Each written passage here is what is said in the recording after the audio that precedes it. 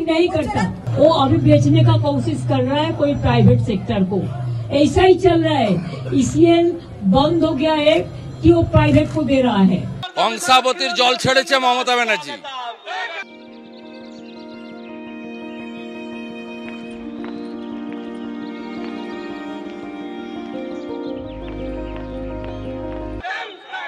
আর গত 22 সাল থেকে কোনো বাঁধ রক্ষণাবেক্ষণ হয়নি, এর জন্য দায়ী মমতা ব্যানার্জি। সোমবার পূর্ব বর্ধমানের প্রশাসনিক বৈঠকের পরে দুর্গাপুর ব্যারেজে গিয়ে পরিস্থিতি খতিয়ে দেখেন মুখ্যমন্ত্রী। তারপরেই জল ছাড়া নিয়ে ফের সরব হন তিনি। আমি দুর্গাপুর ব্যারেজের কাছে দেখছি ডিভিসি জলের স্রোত এখনো বইছে, আরো কাকে কাকে ডোবাবে আমি জানি না, এবং এই 2-3 দিন আরো বৃষ্টি হবে। তার মধ্যেও যদি তারা তাদের জল আবার ছাড়ে, তাহলে তো যে অঞ্চলগুলোতে জল নামতে শুরু করেছিল সেগুলো আবার বাড়তেও পারে। যদি বাঁধের উপরে ওভারফ্লো জল হতো তাহলে ডিবিসির জল হতো। বাঁধ ভেঙেছে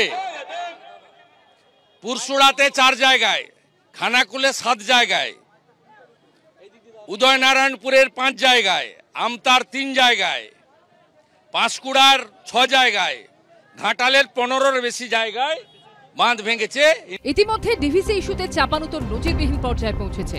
পশ্চিমবঙ্গের প্রতিনিধিকে জানিয়ে জল ছাড়ার যে দাবি কেন্দ্রীয় জলশক্তি মন্ত্রক করেছিল তা উড়িয়ে শনিবার প্রধানমন্ত্রীকে দ্বিতীয়বার চিঠি দেন মমতা বন্দ্যোপাধ্যায়। তিনি জানিয়ে দেন, বন্যা নিয়ন্ত্রণে অসহযোগিতা এবং পশ্চিমবঙ্গকে লাগাতার অসম্মান করার প্রতিবাদে আমরা ডিভিআরআরসি থেকে আমাদের প্রতিনিধিকে প্রত্যাহার করে নিচ্ছি।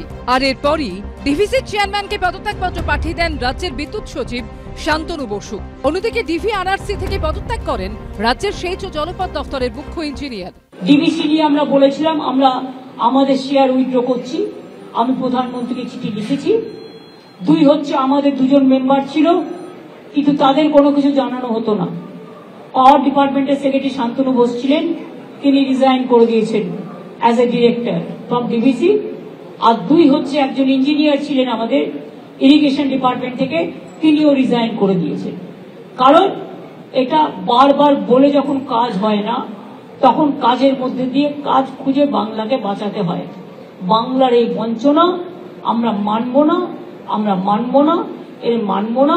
প্রতিবাদ করে বেরিয়ে আসাটা আমি বলবো যে কখনো সুরাহার পথ হতে পারে না। ডিভিসি যদি জল ছাড়ে, সেই জলে বন্যা হচ্ছে যে কারণের জন্য ডাউনস্ট্রিমে, তার একটা বড় কারণ হচ্ছে ডাউনস্ট্রিমে যে নদী নালা যারা আছে, বিশেষত দামোদরের সাথে ইন্টিগ্রেটেড নদী যেগুলো আছে, সবগুলোর ধারণ ক্ষমতা করছে ওভার দ্য ইয়ার্স। তাহলে প্রশ্নটা হচ্ছে এখানে যে যারা রাজ্যের প্রতিনিধিত্ব করছেন ডিভিসির বোর্ডে, সারা বছর ধরে তারা কোন কাজটা করছেন? অর্থাৎ চর্চার মধ্যে কি এটা ছিল? কারণ ডিভিসির যে রেগুলেটরি বোর্ড আছে সেখানে এটাই চর্চা হওয়া উচিত যে ডাউনস্ট্রিমে ধারণ ক্ষমতার ভিত্তিতে সেফ তাহলে কত ডিসচার্জ হচ্ছে আমরা অ্যালাউ করতে পারি যাতে বন্যা হবে না। ফলে আসলে দুটোর ধারণ ক্ষমতাই কমছে উত্তরোত্তর, যে বাঁধের ধারণ ক্ষমতাও কমছে, সিলটেশন হচ্ছে, নদীর ধারণ ক্ষমতাও কমছে।